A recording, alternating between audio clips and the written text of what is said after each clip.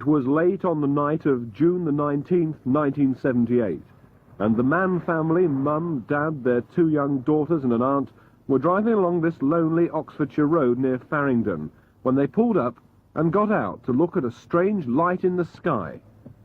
John Mann, a self-employed builder who never used to believe in UFOs, told me what happened next.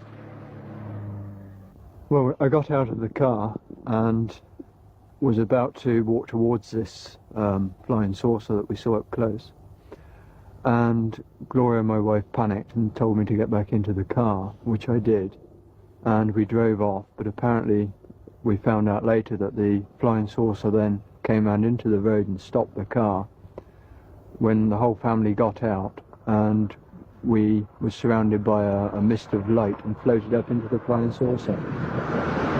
We were given a very brief medical examination and then shown around their ship, where we were allowed to ask questions.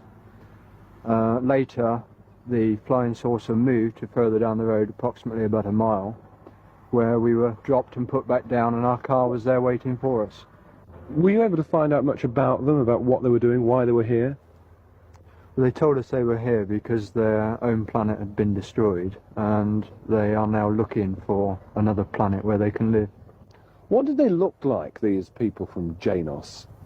Well, the women were about my height, very fair, quite attractive, some of them, and the men were about John's height, probably taller, and they were very fair as well, very fair actually. And they spoke English? They spoke English to us, yes. When they spoke to each other, they spoke another tongue. What about the spaceship itself, Francis? What was that like?